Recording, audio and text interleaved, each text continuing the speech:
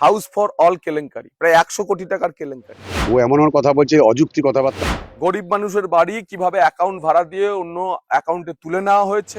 উনি কারো কথা বলছে, প্রাক্তন কেউ ছিল তৃণমূলের, সেসব কানে কানে দিচ্ছে, এগুলো বলছে। হাউস ফর অল কেলেঙ্কারি, প্রায় 100 কোটি টাকার কেলেঙ্কারি। প্রথম দিন 9 নম্বর ওয়ার্ডে গরিব মানুষের বাড়ি কিভাবে অ্যাকাউন্ট ভাড়া দিয়ে অন্য অ্যাকাউন্টে তুলে নেওয়া হয়েছে, একজনের বাড়ি অন্যজনকে দিয়ে সেখান থেকে কাটমানি নেওয়া হয়েছে, তার বিবরণ 19, 20, 20, 21 এবং 21, 22 সালে দিচ্ছে। যাদের নামে বাড়ি এসেছিল, একাধিকবার চেঞ্জ হয়েছে, আমি একটা লটের নাম বলছি যাদের নামে বাড়ি এসেছিল, যারা বাড়ি পাননি।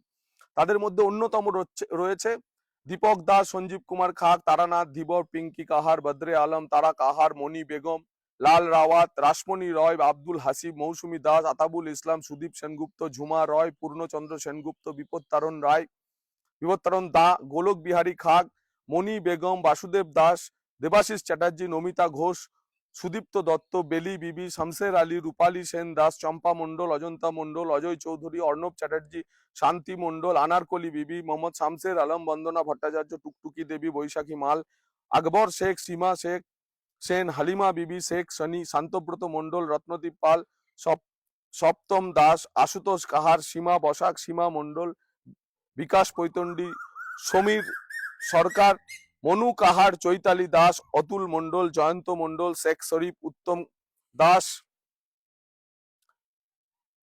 পথিক কুমার দাস, মহিমা খাতুন, অরূপ চৌধুরী, ঝর্ণা মণ্ডল, জয়ন্তী ঘোষ, আলিমা বেবি, সুকান্ত মণ্ডল, পার্বতী গোস্বামী, অরূপ সরকার, বাসন্তী দাস, এরকম আরো অজস্র নাম রয়েছে যারা বাড়ি পেয়েছিলেন, যাদের নামে বাড়ি এসেছিল, কিন্তু 2বার 3বার চেঞ্জ করে দিয়ে বাড়ি চলে গেছে অন্য লোকের নামে, এবং অধিকাংশ ক্ষেত্রে বাড়ির টাকাটা তুলে নেওয়া হয়েছে অ্যাকাউন্ট ভাড়া নিয়ে 3,68,000 টাকা করে তুলে নেওয়া হয়েছে।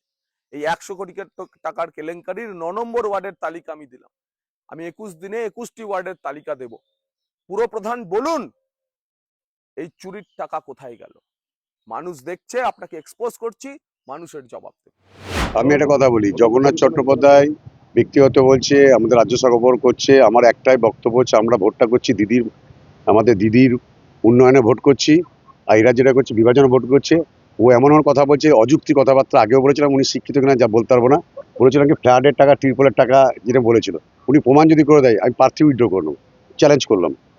উনি বলছে কখনো তিরপলের টাকা মেরে দিয়েছি, কখনো বলছে হাউসের টাকা মেরে দিয়েছি। উনি জানে টাকাটা অ্যাকাউন্টের মাধ্যমে পেমেন্ট হয়, বেনিফিশিয়ারি, সেটা তো জানে। ওর টাকা তো আমি তুলতে পারবো না। এটা একটা অশিক্ষিত লোকের মতো কথাবার্তা। আপনি বাড়ি পেয়েছেন, আপনার টাকা আপনার বেনিফিশিয়ারি ঢুকছে, তাহলে কে টাকাটা উইথড্র করছে? বেনিফিশিয়ারি। তাহলে কি করে বলছে? উনি কারো কথা বলছে, প্রাক্তন কেউ ছিল তৃণমূলের, সেসব কানে কানে দিচ্ছে, এগুলো বলছে।